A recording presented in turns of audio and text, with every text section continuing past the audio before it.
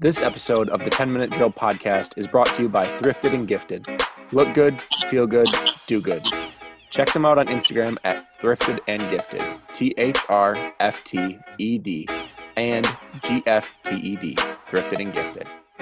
This episode of the 10-Minute Drill is also brought to you by Knapp's Corner Nutrition, offering flavorful protein shakes, protein coffee, wonderful teas, and more. Check them out at 2121 Cinema Drive, Grand Rapids, Michigan. What's up, everybody? The 10-Minute Drill podcast is back. My name is Zach Cantaliche, and alongside me on the screen today is Luke Sharrock and Noah Saul. Boys, how is quarantine? If it wasn't for the fact that we're doing this and I've been FaceTiming people, I'd be going crazy, honestly. I never thought that. Someone on an Android. Huh? How do you FaceTime someone on an Android? It's called not using FaceTime and doing either Snapchat or Google Duo. There we go. Perfect. There we go. Noah. Yeah, I don't know. This is the new normal, I guess. Yeah, I picked up a delivering pizza job. I'm essential. I get to work still every day. And honestly, it's probably one of the few things keeping me sane besides my fiance and video games. Let's be real. Hey, the government's paying me and Zach, baby. That was federal work study. File for unemployment, dude. Apparently everybody is. That's the new thing. But yeah, not much has changed, you know. Stay home, stay safe, everybody. Like, don't go out. If you don't have to go out, don't go out, because the sooner we get this in the bud, like the more we stay inside, the better off we're going to be. So it sucks for people that are actually quarantining like me, because my quarantine is going to have to be more than 2 weeks because other people are being selfish and going outside. So then it delays my quarantine from ending. Yeah, no, it's not fun. I mean, we're seeing all these videos. Obviously, this is all past now, but all people our age flocking to the beaches in Florida after the government had said, "Hey, it's time to stay home, time to, knock it off." And they were saying, if I get it, I get it. And did you know we surpassed China in the amount of positive cases? Yeah, and we're now leading the world. We are a lot smaller country than China, so we don't always have to be the number one at everything. I don't know why we feel like we need to be the number one at everything. Like, I guess that's just an American thing. But seriously, guys, like, stay home, wash your hands, don't go out unless you absolutely have to. Like, people like me will deliver you food, deliver you groceries. Like, I'd like a pizza. You'd like a pizza? Yeah, from you. I'll send it to you over plane to New Jersey. Just send it through FedEx, man. Send it through FedEx. Hopefully it's not completely rot by the time it gets there. I don't need the pizza. I'm in New Jersey. I got the good stuff. That's true. But yes, 10-Minute Drill podcast is praying for you all. Please stay safe. Please stay healthy. And please stay inside. So we get to kick off episode 9. Wow, 9. Almost guys, a big 1-0, baby. 1-0 next week. Wow. And we know how we're marking that 1-0. First round of the NFL mock draft part 2. Woo! Well, we got a prediction today. Schrock gets his redemption. Schrock's redemption. Woo! Don't send Tua to the Giants, Schrock. This is your second chance. Don't do it. I'm just going to do it again just to spite all of you. Jesse's going to kill you. Luke, by doing that, you're pulling a Plaxico Burress. You're just shooting yourself in the foot. Literally. But he was a Giant, though, so it makes sense. It's perfect. It makes total sense. It makes sense. Well, first we dive into the MLB, and the MLB and MLBPA have agreed to a deal. The highlights of it are the service time doesn't change, which means free agents, if a season isn't played this year, are still free agents in November, which is big for a guy like Mookie Betts, who just got traded to the Dodgers and might not even put on the uniform. They've also talked about switching the draft around, looking at, instead of a whopping 40 rounds, 5 to 10 rounds. That's a huge Guys, what difference. do we think of this agreement coming to place today? I mean, obviously this is never something that's easy to come up with. And, we don't even know when the season's going to start. So when you're trying to think of all this stuff and you still see verbiage if the season doesn't get canceled, that, like, I'm not worried about the season getting canceled. 162 games, that's a lot of games. You can still make something happen out of it. And the one thing I thought was interesting, we talked about this, that was like a week or two ago, the neutral site World Series game. that's actually pretty smart that you think about it. If it has to go into November, you can't play in an outdoor stadium like Yankee Stadium or in Boston. You can't play in those places. You have to find a dome. So you're an indoor place, which that there's plenty of places to play at. But when me and Zach were talking about fans and how they would react to this, but yeah, I think it's a smart idea. All of which they have been, except I think they got a little stingy with the draft. But other than that, I think all these rules are very feasible.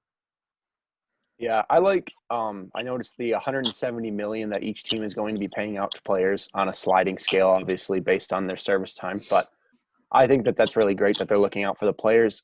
The only thing I'm alarmed about is no mention of minor league players in here. No mention of those guys who are fringe on the roster about financially aiding them. And those are the guys that need it the most. The Miguel Cabreras, the Garrett Coles of the world, they don't need any more money. They're going to be fine. It's the guys on the fringes, the guys in triple and double A, especially single A. They're the ones that need that financial relief right now. And there's not a whole lot of mention of them getting anything. And it's not like they can go out and get work because everything is shut down. So those are the guys I'm really worried about right now, especially being affected by this work stoppage. Basically, it is a work stoppage. And What I love what people like Emily Walden are doing of the Athletic, she set up a higher thing where, hey, if you need help finding a job or help financially, DM me and I'll get you hooked up with somebody. And she said that with companies as well, and they've done very, very good with that. So there's people thinking about them, but I think right now the MLB is really thinking about the top guys first, and then they'll start talking about the MILB once they get everything sorted out, which is wrong, especially with how little those guys get paid. And think about independent baseball. They're not even thinking about them because they're an entire different entity. I think the biggest concern I have are not the top draft picks, but the later picks. Guys like Riley Terada, one of our guests last week. I mean, he wasn't projected to be a first-round pick. He was looking anywhere, probably round 5 up. If they don't do around 6 through – they're definitely not doing 6 through 40, but even 6 through 10, guy like Riley gets cut off a year. Mm-hmm. That forces a hand on him. Like, how does he handle something like that when he expected to get drafted and probably paid? They're doing a $10,000 signing bonus for undrafted players. I personally I think it should be more. I don't like it at $10,000. I feel like there's more these guys could get, especially being drafted. You would have got more as a player who would have been drafted in the 6th round and now due to this won't be. And that's still more than what you would get in independent leagues. Still, I like that the service time is going to stay because guys like Mookie Betts and Trevor Bauer, who are looking for paydays, do get the opportunity to still go get those huge paydays, and they shouldn't be held back for a year. Yeah, I agree with you, Zach, especially thinking about Riley and him coming on the pod last week. How much does this impact guys like Riley, considering going back for another year of school, playing another year of collegiate baseball, rather than pursuing that dream of playing professionally, especially with the draft being cut down? And like you mentioned, not a huge signing bonus for undrafted players.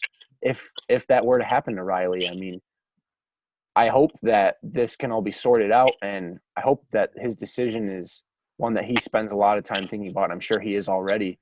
But this puts a lot of guys who are, obviously there's 40 rounds of the draft. This is affecting guys basically from round 6 to round 40 on the decisions that they're going to need to make for their future. Like, these are not small decisions. And it's not as guaranteed anymore. Yeah, exactly. It's not. And everything is basically a free-for-all at this point for guys in that range. If they don't get drafted, they basically have to figure it out on their own or hope a team comes to them. And honestly, that's really tough for guys our age, 21, 20 years old, basically going out there and having to try to sell themselves and make a living. I feel like we're going to see a lot of guys go back to school next year and hopefully get granted that extra year of eligibility. Think about a guy who would have been drafted in the 12th round.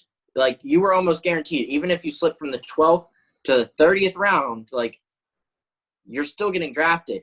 If you're projected for the 12th round now, what's the point of entering a 5-round draft? Well, think about it this way. even if you go back for another semester, you're still paying, no matter how much of a scholarship you got for athletics or academics, you're still paying for that other semester. So you're taking that much more of a gamble. Like, what if you get injured and you can't go back in the draft? Or if you drop out so bad, which doesn't happen very often, what if you drop out so bad that no one's even going to take you? So you went from being projected into the 5th round or the 6th round, whatever, and getting whatever bonus you were promised or that promises to going to absolutely nothing, but you have even more debt that you're worrying about at that point. I think the MLB lost for minor leaguer players, but I don't think finally the owners and the teams completely want an agreement, because guys who are going to – here's notable free agents. It's Mookie Betts, Trevor Bauer, Marcus Stroman, and JT Realmuto. All 4 of those players have been traded in the last 1 or 2 years. So the teams who gave up prospects, top prospects in some of them, like a Sixto Sanchez to the Marlins for JT Realmuto, they are going to hurt if they don't get a deal done and strike it, because then you just wasted a 2-year rental. So I think it's fair. The teams actually lose for once in an agreement. Yeah, I'm very intrigued to see on another aspect how an 100-game season would play out, because I know that's the number they're shooting for at this point, is about 100 games. We always see, especially last year, Luke, you talked about it last week, the Mets made a huge run at the end of last season to make a push for the postseason, although they didn't end up making it. Cutting 62 games off the schedule, that's They're an a under lot of 500 team. Yeah, that's a lot of storylines missed. But you could also see a team who really has no business making the playoffs, pushing in and riding an early hot streak and maybe sliding in as a 500 ball club. That's the thing. Yeah, I'm going to be very intrigued to see how an 100-game season would look in a sport that's played a lot closer to 200 than 100 games regularly. Well, and those hot and cold streaks are so unpredictable. Think about it. Like the Mets at the very end, me and Zach, we were making fun of Jesse for being so overjoyed about 1 win or 2 wins, and then just kept happening. So those can happen at any time. Like the Mets got hot early in the season. Didn't last for very long, but it happened. So even if you cut down to 100, you still get the flow of a season. There's still a lot of games being played, even though you're taking away 62 games, whatever. There's still going to be streaks, and it's still going to play out. The ball doesn't lie. Let's be real. We're not going to see like the Orioles making this Cinderella run and making a wild card spot unless they make a bunch of really good trades. So if it's meant to be, it's going to happen. That's how I see it. But what happens to, let's say, the Yankees, and I don't think they won't finish in first, and I don't care if that gives up my prediction, but what happens if a Tanaka gets injured for 4 months and it's only an 100-game season and Tampa Bay takes control? Do you know how mad I'm going to be if a Yankee team is a wild card team this year? Well, yeah. There's going to be That's problems. baseball. That's baseball. Baseball's unpredictable. As the whistle blows there, I think that's the most unpredictable sport to read into, and that's why I hate a shortened season on that. We slide over to NFL free agency, and it's been fun. Our teams have been making signings. Luke, I will give credit where credit is due. The Saints look like the winner of our 3 teams so far in free agency. They've had some good signings. I hate them for taking Sanders. But Sanders. There's 4 free agents out there that we're kind of head-scratching waiting for them to sign. Or is it 3? No, it's 3. No, it's 3. 3. My bad. I always think there's a 4th. So the first one is, we'll get into it right now and maybe where he could land. Cam Newton was released this week by the Panthers. What do we think of this release? It's a surprise to me, at least. You're an NFL MVP in 2015, and you were the reason the Panthers got transformed when he came around. Sure, he may not have had a great season every season, these recent years, but Cam Newton was the pinnacle of that offense. He was an athletic guy. He wasn't just strictly a pocket presence. He was a guy that could roll out and make a great throw. He was a guy that was a threat on his feet. And to oust him and replace him with Teddy Bridgewater, that's a head scratcher. Why? Like, Cam Newton is a threat. Why would you get rid of that? And like the reason that you're legit today, why? That's stupid. But in reality, with this happening, I think Bill Belichick could have a fun time with him. He's been preaching that he's been wanting that's my camera up. He's been wanting a versatile quarterback, someone who is not just a pocket presence like a Tom Brady. Here's your opportunity. Yeah, I mean, I floated the Newton to New England idea, but I don't know if that's kind of gotten the kibosh now that they've brought back the legendary Brian Hoyer on another contract. I don't know. Watch out. Oh, God. To me, this move shows that this is a business. This league is a business, and the Panthers, under new leadership in Matt Rule, clearly were not confident in Cam Newton's medicals. They didn't believe that he was going to be a good fit for the new team. His health really has declined these last couple of years. He's looked like a shell of that 2015 MVP. And they wanted to get out from underneath that contract because they were owing him a significant amount of money, and they could get out of it with not a lot of dead money on them. They tried to trade him. Rumors were they floated him to Chicago and the Chargers. Neither team was very interested. Chicago decided to go with Nick Foles, which we've talked about, and I've expressed I'm not a fan of. I don't know if there's a landing spot for Cam Newton after this. In all honesty, I don't know if there is a spot where he's going to be able to swallow his pride and play backup quarterback because it's either New England or nothing at this point. There's no other place where they're looking for someone to be a starter besides Miami and Cincinnati, and they're going to take Burrow or Tua or Burrow and Herbert to some expense. I don't see Cam finding a starting job anywhere, and I don't know if he's willing to take a backup job. I feel bad for Cam. I mean, he was a stud.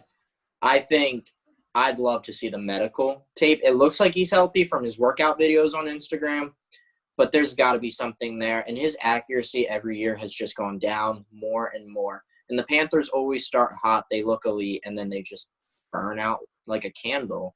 Around week 6, week 7, they burn out.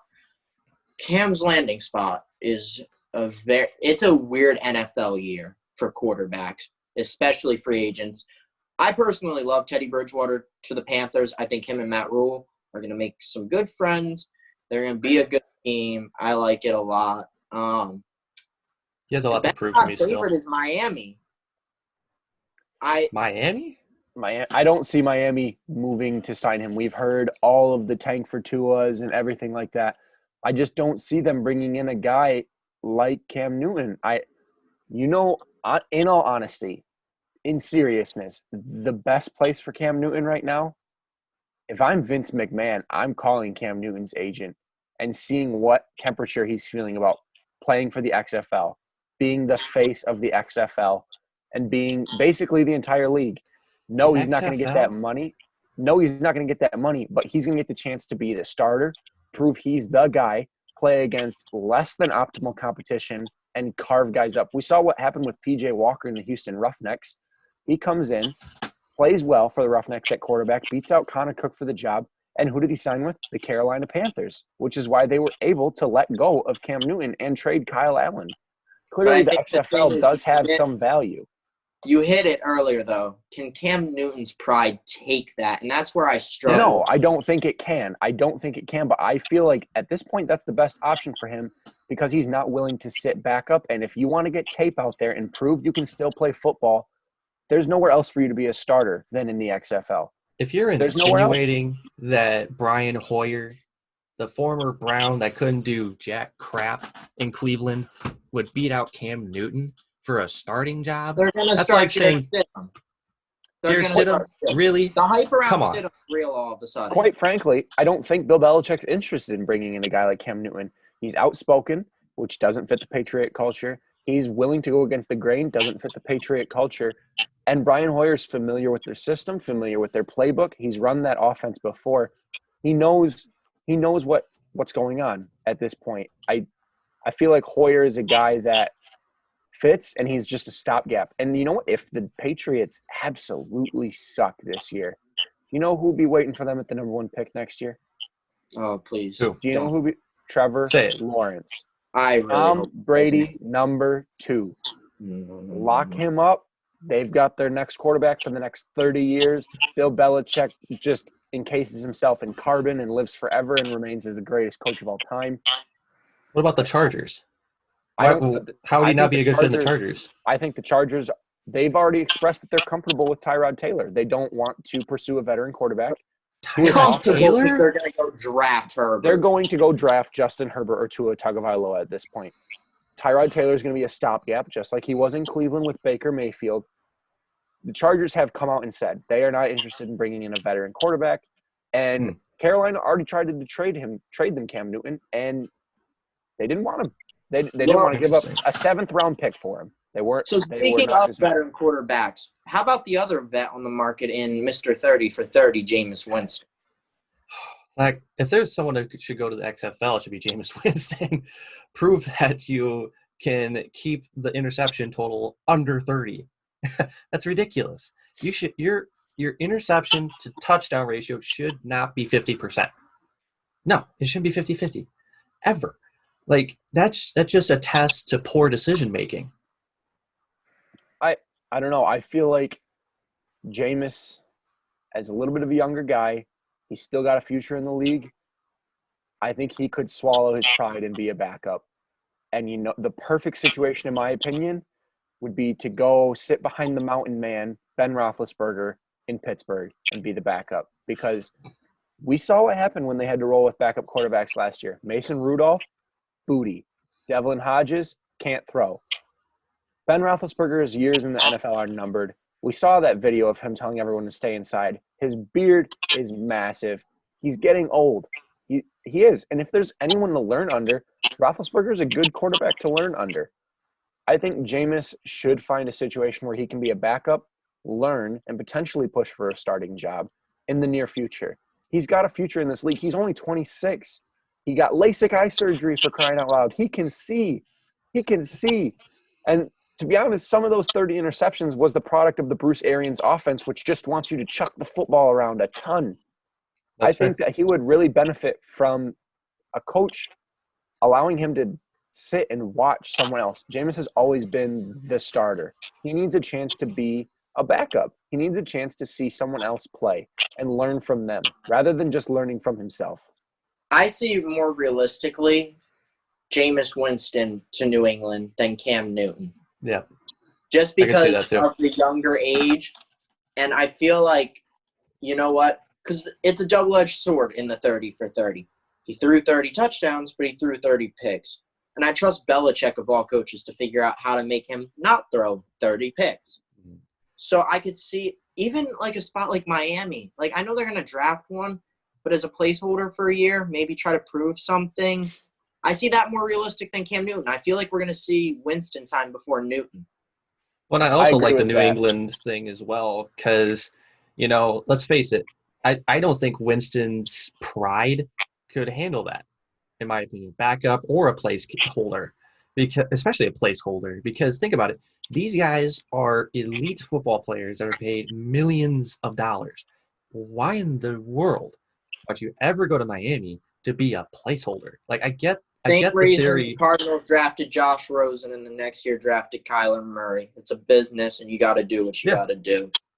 The I agree thing with is, Miami, honestly. I could see that because if you go out there, that means they can take their time with whatever rookie quarterback they decide to go with. You know, you don't. The strategy is not to throw a rookie quarterback into the fire. Let's say Jameis goes there, gets 6 or 7 starter appearances before the rookie is ready, and puts on some good tape. He signs that 1-year deal with Miami, plays 6 or 7 games, plays really well. Teddy Bridgewater, all it took was 5 in New Orleans to get 3 years, $60 million. If Jameis can go somewhere where they're looking to move in a rookie quarterback like Miami, like Cincinnati, and just get 5 or 6 games in before the rookie eventually gets a starting job, like it happens with every other team, like it happened with Dwayne Haskins, like it happened in New York with Daniel Jones. If he can put out some good tape, he could maybe sign himself up for a payday down the road. So the final free agent we have to touch on here is Jadeveon Clowney, an edge rusher looking for $20 million. who doesn't have $20 million numbers. Quiet market, deadly quiet. What do we think he's going to end up doing at this point, really? I have a toss-up between two potential homes. Like, I think Indianapolis could be a good home for Jadeveon Clowney, and Seattle could be another good one because the Colts, they're already notorious for their line, more of their offensive line, and there are a couple places they could fill in, which they could use a edge rusher like Jadeveon Clowney and fill that void. So they could go that route and sign him for like a 1-2 year deal, see how he pans out in Indianapolis. But there's also the fact that the Seahawks have some holes to fill, not just from the line, all over the place. So signing a veteran like Clowney, even though he hasn't really lived up to his paycheck, it could be worth the gamble. Yeah, I could definitely see Clowney going back to the Seahawks. I mean, they traded for him last year, played out the rest of his contract, and when he was healthy, he actually looked pretty good. I don't think he has the right to ask for $20 million, to be honest. He's got all the tools to be an elite edge rusher, but he's never really put it all together. He's a great run defender, but the pass rushing numbers and the pass rushing tape, quite frankly, hasn't really been there. I foresee him re-signing back with Seattle on a short-term deal and then going out and testing the market again. There's not a market for him at $20 million. There's not a market for a lot of players at $20 million if you're not a quarterback. So I don't know. I think he's going to go back to Seattle. There's not a lot of other teams with the cap space. Maybe Indy has the cap space, but I don't know. I think he's just going to go back to Seattle. God, I'm between two teams. I'm debating hard. You know what? Let's just be bold. Because in my head, I think not Yannick Ngakoue is going to end up in Buffalo, so that takes them off the table for it. He's going to be a Dallas Cowboy. I'm following the trend. It got rumored around a little. The Cowboys aren't kicking tires.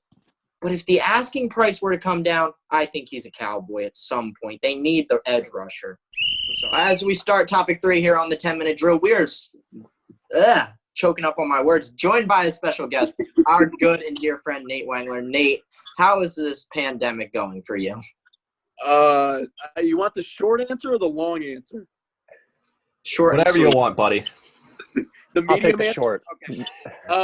Well, it's been interesting. I mean, we're used to the daily grind. All of us are used to getting up and grinding every single day, but it's just different. I think the biggest transition for me has been the online schooling. Having everything online, having to learn how to adjust to that, and not having that face-to-face interaction. That's tough for someone like me who really learns best from that. But I am also a frontline pandemic worker at my meat shop. I'm considered, quote, essential. So, yeah. Do you feel essential? Work the rest of the 3 weeks. Do you feel essential, Nate? Do you feel like you're making a change on this? A change in what's going on? Yep. You are essential. I am essential, apparently. And if you think meat is essential to get you through the pandemic, then yeah, I'm your guy. I'm the wiener guy. So, Grand Rapids, if you need your wieners, head over to Frank's Market. Nate will get you some good wieners, and we'll get it on the way. Am I right? Absolutely. So you just started a podcast as well. It's called Hang with Wang, and just talk to our audience about what that's going to entail. Well, so for 2 years, I kind of wanted to start a podcast, but I never knew what I wanted to do it about because I love sports. I love talking to sports, about sports with you guys.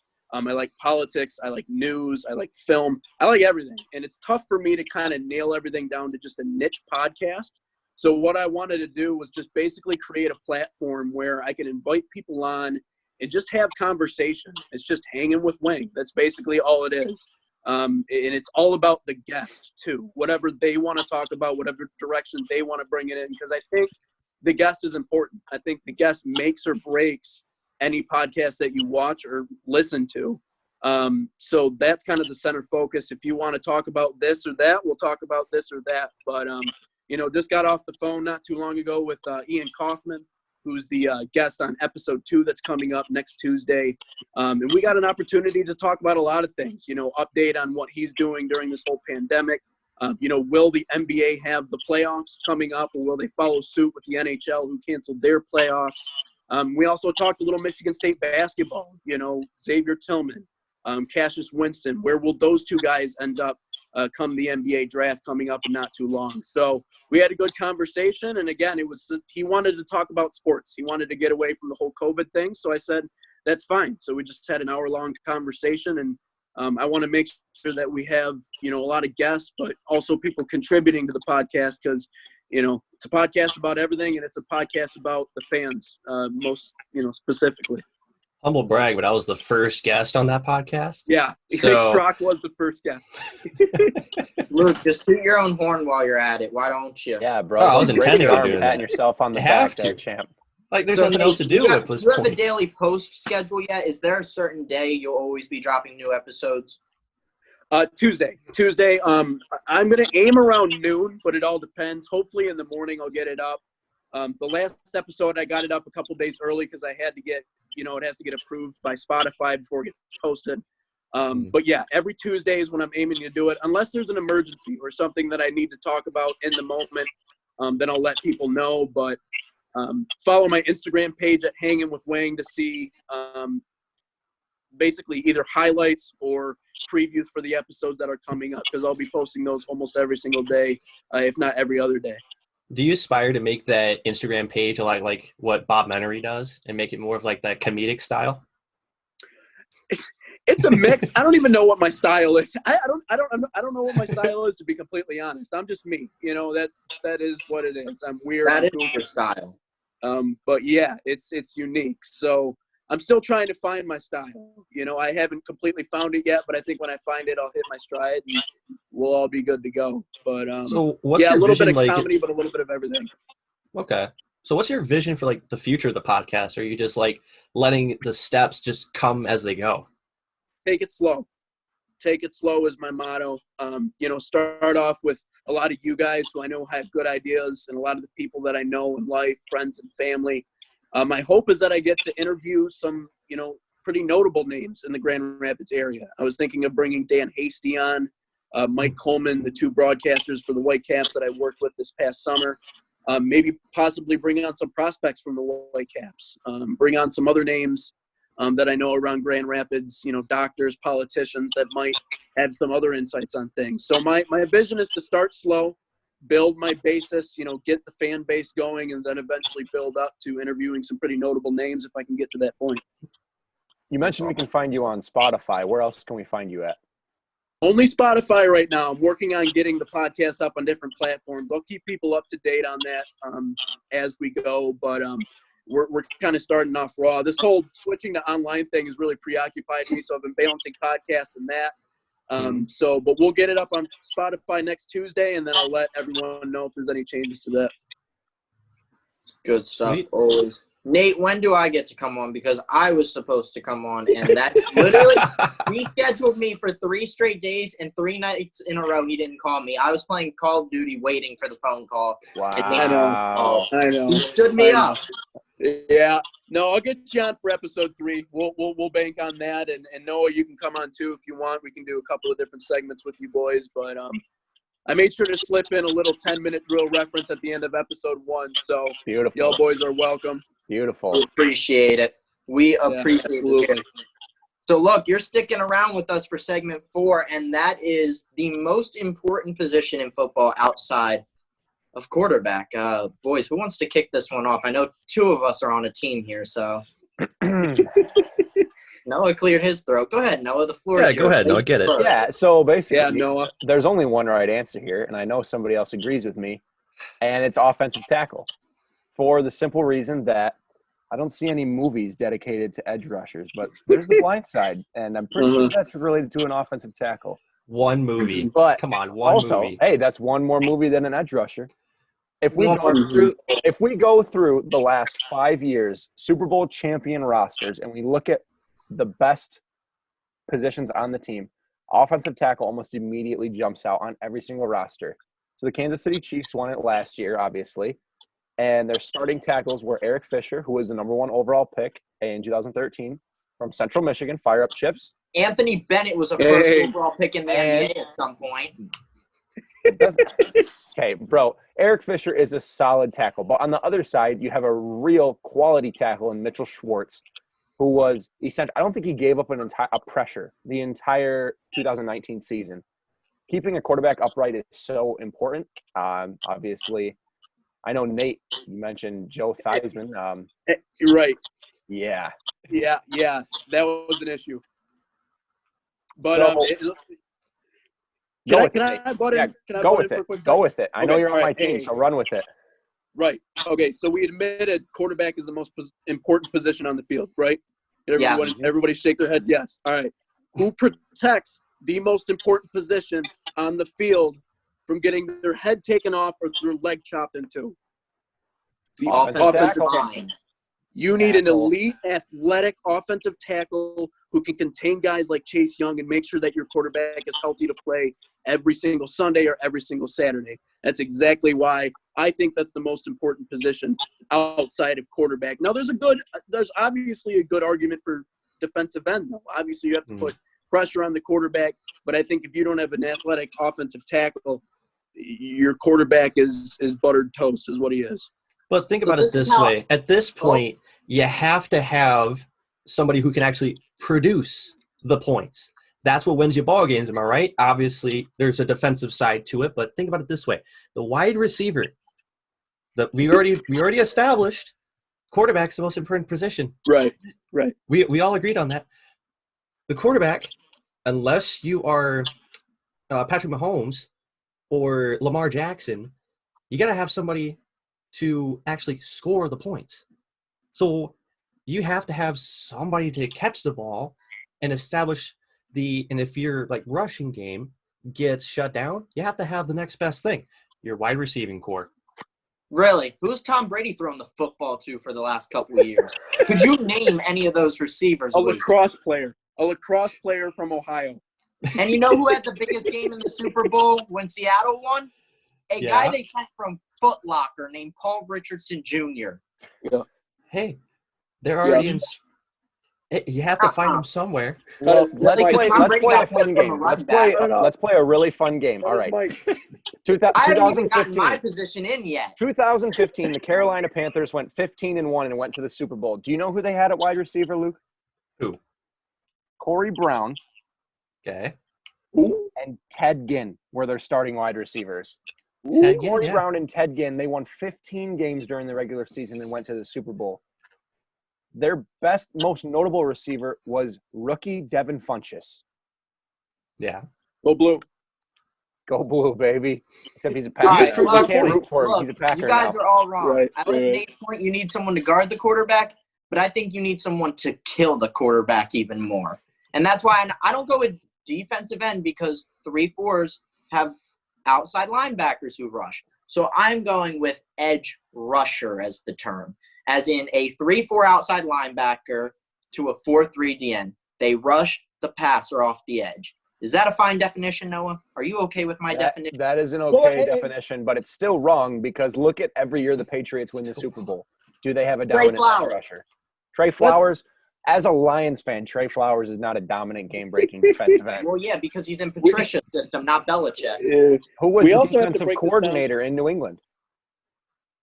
Who was the defensive coordinator in New England for the last 3 Super Bowls they played in? Matt Patricia. Laurels? Matt Patricia. Oh, no.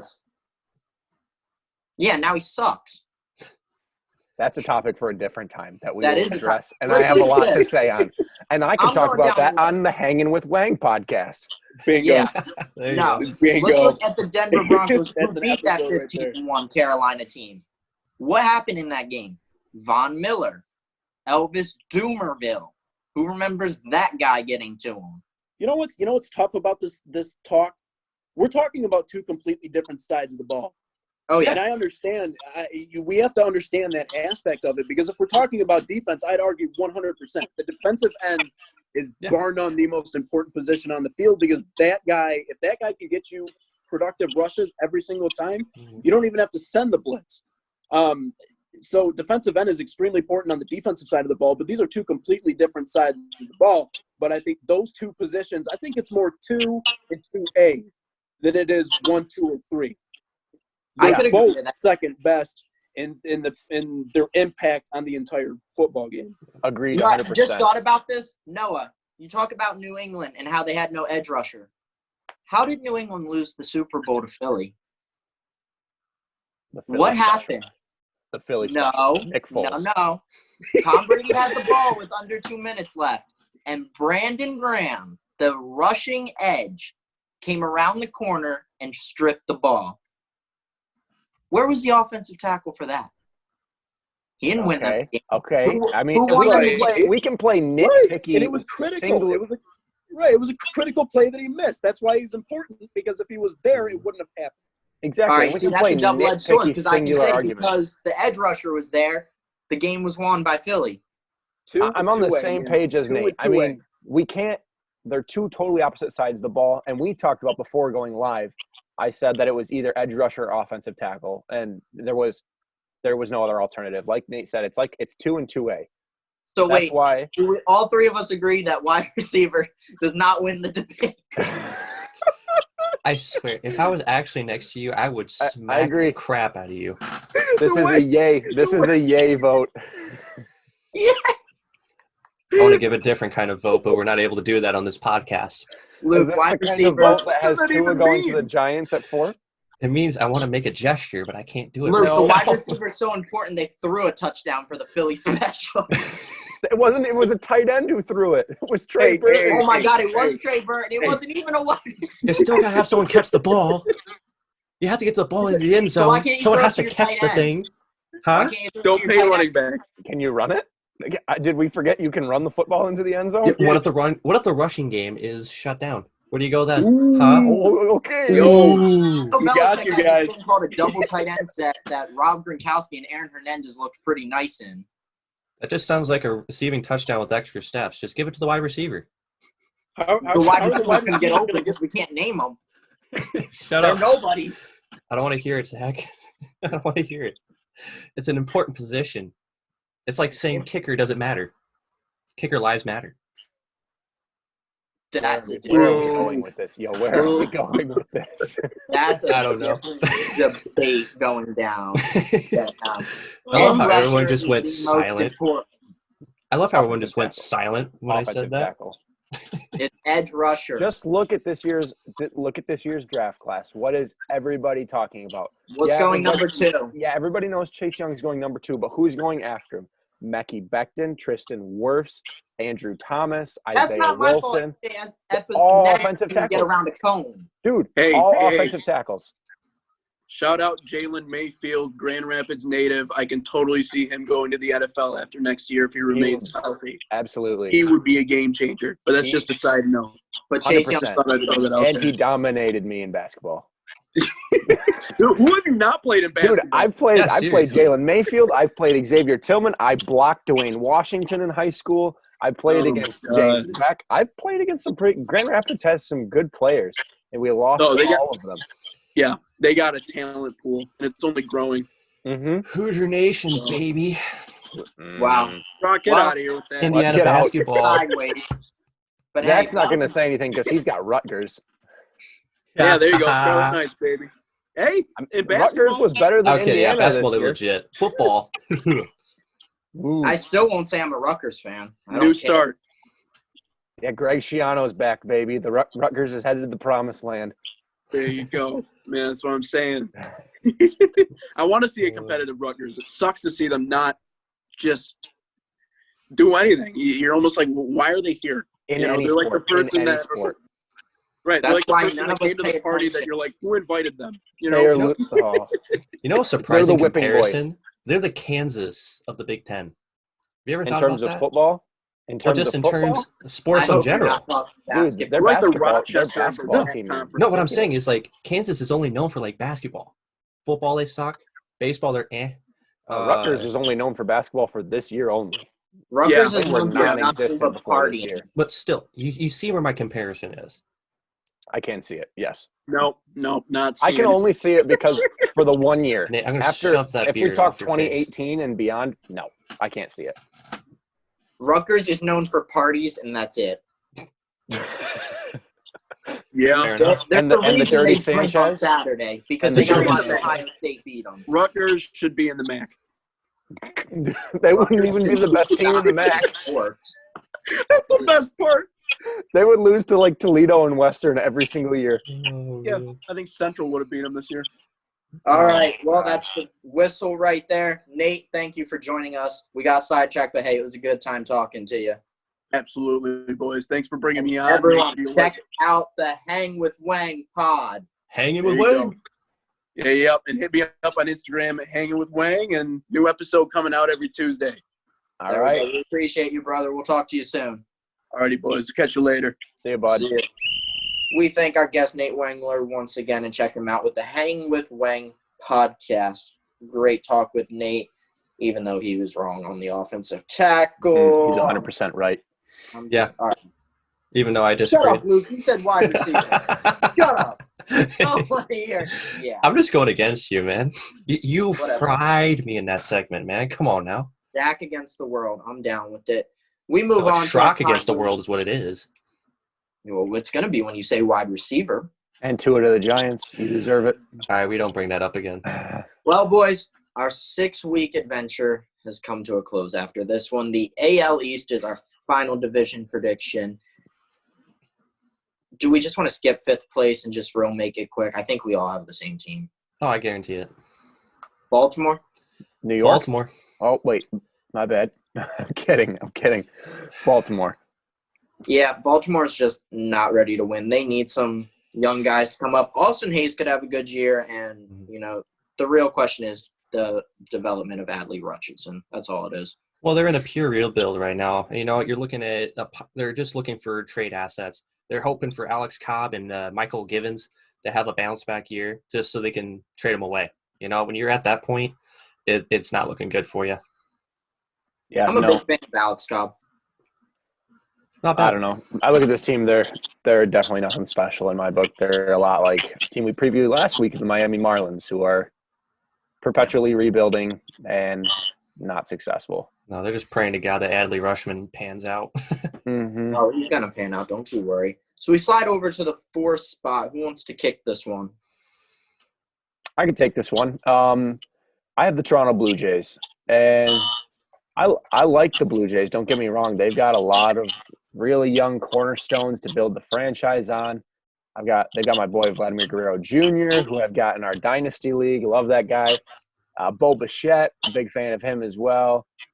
BGO, there's good young pieces there, but they're still quite a ways away from competing. I see them selling at the deadline, especially Ken Giles at closer, or Giles or Giles. I can't remember up. Ken Giles, you got it.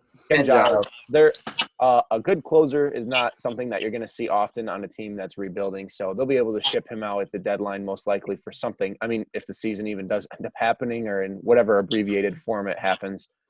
I think they're going to be sellers at the deadline and just acquire more pieces for what looks like a bright future. Oh, yeah. I love their offense. Love their bats. You mentioned Vladdy Jr., Bo Bichette. You can't forget just that heavy offensive production. But the thing that's holding them back is their pitching. When your only good starter is Ryu at the number 1 as their ace, it doesn't get any better after that. And then their bullpen. Are you giving them the 4 slot, Luke? Yes, I give them the 4 slot. So, yes, they are my 4, but their bullpen, that's yet to be desired as well. That's the only thing that's keeping them back. They have good defenders. Their bats are the pinnacle of that entire team, but the pitching just isn't there yet for me. You want to talk pitching that's bad? It's my number 4, the Boston Red Sox. Ooh. Yup. Bold. Chris Sale is dead. Dude. He's gone. Rest in peace. Dead. Wow. Just gone. Tommy John, After right? Eduardo Rodriguez, Nathan Eovaldi has struggled. Martin Perez isn't good. Colin McHughes is coming off an injury. And who is Ryan Weber? I don't know. We're going to find out together, though. Their bullpen still is a disaster. Look, they're going to be able to hit the ball. Rafael Devers is really good. Xander Bogaerts is really good. The outfield's still good without Mookie, but I don't like Boston this year. I'm putting them in the 4 slot. Shocking that a Yankees fan doesn't like Boston. Shocking. You know, I would give credit where credit's due, but I don't want to say they're going on a rebuild. but it's like retool. They have a new GM, and Hein Bloom doesn't like spending money, and Xander Bogaerts is due for a payday, so I don't know what's going to happen there. Yeah, you can't have that good of a dynasty and not pay people. It just doesn't happen. You have to have. Well, you have to be able to spend it a works bill. for the Tampa Bay Rays. They're doing pretty well with it, and that's where Hein Bloom comes from. So I trust him. I hate that he's there, but I just don't trust this team, and I give him the 4. Luke, start us with your number 3 in the division. Number 3, I'm going. I honestly got the Red Sox. So my 2, 3, and 4 were very close.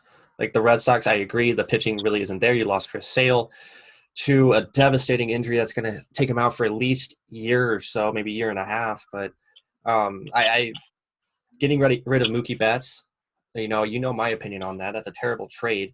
But there's still some pieces in J.D. Martinez. You still have some pieces in Nathan Eovaldi in the bullpen, along with Rodriguez at the 2. So you have enough pieces, but you have to fill in those little holes, like who's going to take over for Mookie, who's going to step up for the ace spot in the rotation for Chris Sale. At this point, it's just merely we got to get the season going to see how the Red Sox are going to fill in those little holes, and they're going to build upon what was a bit of a lacking season in 2019. Yeah, so I have the Red Sox at 3 as well. They were really teetering on the precipice of 2 for me, but when the Chris Sale news broke with the Tommy John, that was all I really needed to push them down to 3. There's quality players there, no doubt. Devers, Bogarts, JD Martinez. This is a team that's not far removed from being one of the better sides in baseball, and they still have a decent core of that former squad. Obviously, the pitching rotation, we've all touched on it. It's lacking. It's going to be tough, especially with the arms on both teams ahead of the Sox in the division. I don't see them finishing above 3rd place. They could even finish in 4th, to be honest. Well, my number 3 goes over to the Toronto Blue Jays. And, I really like this team, honestly. You talked about the pitching rotation. But Ryu came off a stellar year as a Dodger. Now, it could just be a fluke. He got his payday. Yeah. He's going to go back down. But they signed another international Japanese pitcher who's really good. I can't get his name off the top of my head right now. I like Tanner Roque at the 2 spot. Matt Shoemaker's a good pitcher. And then the lineup, I think, has so much potential that I had to give them the 3 over Boston just because there's a couple lackers. But I think Bo Bichette and Vladdy Jr. are going to destroy it. Derek Fisher was a sneaky addition. I love Gurriel Jr. out and left. I think Biggio's a really good second baseman. And Travis Shaw was a sneaky pickup at first. I think it's a good team. I think they have an actual ace, and I think that's why I slide them in the 3. We'll head over to 2. I can kick that one off. I have the Tampa Bay Rays in the 2 slot. Their pitching rotation is really good. I love Charlie Morton, Blake Snell, and Glasnow as long as they can stay healthy. Yep. The lineup, it's good, but it's not great. I think Austin Meadows will be an all-star. I think the ceiling on that kid is beyond high. Outside of that, you're looking at a lot of question marks till you get guys like Wander Franco up. I like Zuno. I like Adames. I like Hunter Renfroe, but I don't know. I love Austin Meadows, but that's the only one I love. I agree with you. I have the Rays at the 2nd spot, and I'm looking at the really only notable bats, and 2 of them are kind of shaky at best. Kevin Kiermaier, Austin Meadows, like you mentioned, and Brandon Lowe. I thought those 3 guys stepped it up last year in the lineup, and I absolutely love Blake Snell. That slider is absolutely dirty.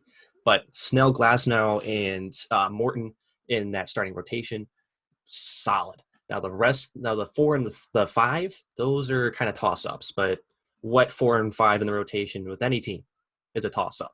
That's normal. So, and I'd like to see a little bit more build in the bullpen, because if your starter can't go that 7 innings, then you got to find somebody that's quality enough to get you out of those innings. And I don't think that the Rays' bullpen is solid enough and consistent enough to make that happen. Yeah, obviously I would be kind of foolish to put the Yankees at 2, so I also have the Rays at 2. They do a great job with the small payroll they do operate on, fielding quality team. We've all touched on the starting rotation. Hopefully Blake Snell can rebound from what was a pretty tough last season for him and refine his old form. They've got, Yanni Chirinos and Ryan Yarbrough looking to nail down the 4 or 5 spots there. Hopefully they can figure that out. And Nick Anderson looks to be taking the closing job to start the season. We'll see how that goes. The Rays are not afraid to be rotational in the bullpen if that's what it comes down to. Opener. They're one of those. They were one of the pioneers of the opener. And Oh yeah. we touched on the fact that their bats are not incredible, and I feel like that's what's going to hold them back from really pushing. Mhm. We all touched on Hunter Renfroe needs to bring his game up. Austin Meadows is a stud. Hopefully they can get more production throughout the lineup, but I feel like that rotation is strong enough, and I feel like Snell is going to have a bounce back year. It's going to be able to hold them down at the 2 slot.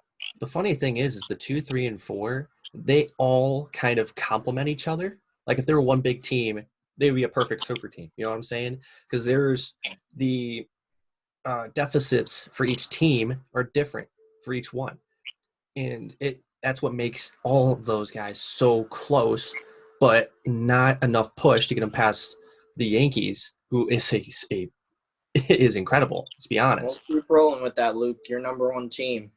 Yankees. They as long as both Judge and Stanton don't go cold at once, then you're not going to have to rely on your depth, which they have tons of. And every time I talk about the Yankees' depth, I love talking about Clint Frazier because that guy got blue balled by the Yankees time and time again last year. Like he would come up for like about a month and get sent back down because they pick up Giancarlo Stanton or they pick up somebody else that just shoves them right back down to Scranton, which sucks because he's one of my favorite Yankees. But, that just attests to how much power that lineup has. The starting rotation, adding Garrett Cole, that's incredible. The fact that they got him after his time at the Astros is incredible. Like he did get beaten down in the postseason at the very end, but still he was a very big part of getting them defensively, at least, to that World Series run that they lost in at the very last second, which was beautiful because I rewatched that the other day. But yeah, the Yankees are just set in all facets of the field, and I'm not saying that for bias because that's my team, but you just look at them just step for step. They check off everything. No, I'd love to hear you talk nice about the Yankees. Okay. I mean, I do too. Honestly, if we took a team, like Luke mentioned, with the Rays pitching staff, the Blue Jays youth, and the Red Sox established starters, I don't even know if I would take them over the Yankees at this point because the Yankees have basically reassembled the evil empire. They have returned. They're ready to come for the throne, but they're not going to win it all. I'm sorry, boys. It's not going to happen, especially now that Severino is down to Tommy John. The rotation is looking a little dicier than it did. Don't get me wrong. There's a lot of talent in that team. Don't try and stop me. There's a lot of talent in that team. I'm not stopping you. That's Yankees in 5. Yo, no. Dodgers in 5. And I'm saying nice things right now. So guy. you should just stop. DJ LeMahieu is fantastic. I love him. He's a great leadoff hitter. It's not so much that Judge and Stanton need to avoid going cold. It's that Judge and Stanton just need to be on the field at the same time at this point. Both those guys have all of a sudden become made of glass and cannot seem to get right. Gleyber Torres, absolutely love him. Apparently, so does Al Avila, so much so that he openly demanded him in trade talks, which was just absolutely outrageous. Never going to happen, but No. the Yankees are going to be the best team in the AL East. It's not going to be very close, quite frankly. Mm-hmm. But I think that the rotation is going to show up in the postseason. It's going to hurt them a little bit. The lack of back-end quality starters is going to be problematic, honestly. Garrett Cole can't pitch every single game in the postseason, and it's going to show up. But I think they're going to be in the World Series. Don't get me wrong. I think they're going to be in the World Series. I just don't think, unless the Dodgers start facing some injuries the way the Yankees have, I don't think that the Yankees are going to win it all this year. But they're definitely going to go a long ways. Well, my biggest concern is the Yankees have a really good power lineup, but how consistently can they be a contact hitting lineup? That's my big thing. And everybody's going to go cold at one point or another. But the thing is, can you put the ball in play And can you produce runs when you can't hit home runs? And that's going to be the big factor that keeps them above, and that will be the big factor once the World Series comes, when they get there, because they are going to get there.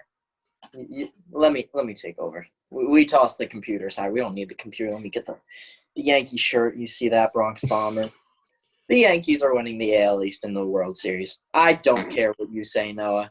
They are winning the World Series. And you know why? Because Garrett Cole is going to dominate. Garrett Cole is going to kill them. And this is what I said last year. The Yankees will go to another level with their offense if they sign a 300 hitter up top. And I thought it would be Manny Machado, just because the Yankees are money. But they signed DJ. And I was like, all right, if he hits 300, it's a different creature we're playing with. And he is it. That's all he is. He gets on. He does the dirty work. DJ, and I don't even care about Judge and Stan at this point. Don't get me started on glass figure 1 and 2. Let's talk about Gleyber Torres. Yep.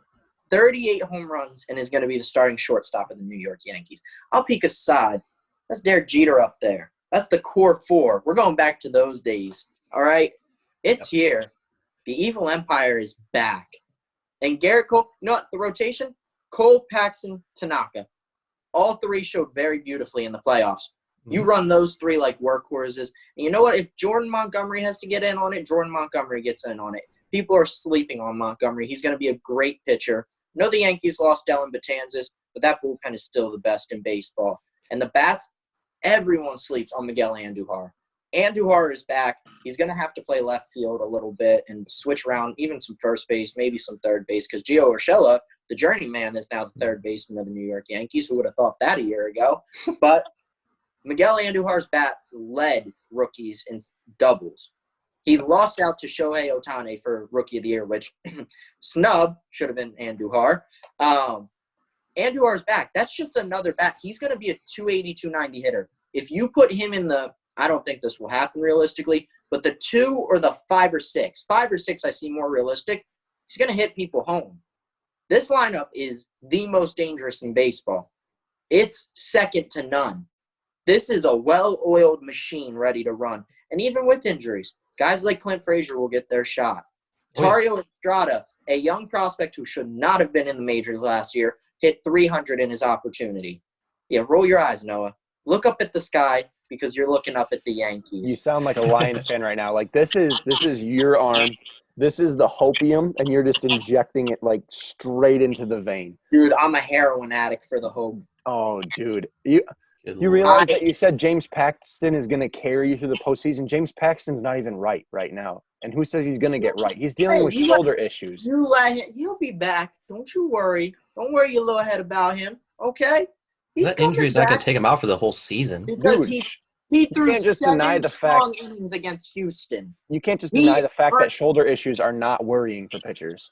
No, It is. not for James Paxton. Dude, that's what happened with Chris Sale. Chris Sale was like, my arm's a little sore, haven't been feeling great. Went out and threw a simulated game. They're like, yeah, you need Tommy John. Like, Chris Sale's built like a twig. okay, be that as So it what? may. That doesn't mean he has to get Tommy John there for a year. Dude, I don't know. I feel like He's not the only twig in the major I'm just leagues. saying, James Paxton's going to be good. He had his moment. He earned the pinstripes. That is the saying around here. You have to have the moment to earn your pinstripes. James Paxton had that moment. I trust in him now. I don't need to worry anymore. Well, Ending the season last year, his last 12 starts were phenomenal. Top of the league, up there with Scherzer, up there with Cole. James Paxton can be an elite pitcher. I trust in him. And Here's the Masahiro thing Tanaka about in shoulder playoff injuries. time, Tanaka in playoff time, it's Tanaka time, baby. The job is done before it starts. Yeah, Tanaka has been a very reliable pitcher for the Yankees. But here's the thing about shoulder injuries. Like, yes, do they take some time to recover from? Well, that's episode 9, boys. It's been lovely. Stay healthy. Wash your hands. Stay inside unless you're essential, like a pizza delivery man or the wiener man at Frank's Market. Boys, it's good talking to you. We'll see each other next week. Take it easy, guys. Mock draft season, let's go! Woo!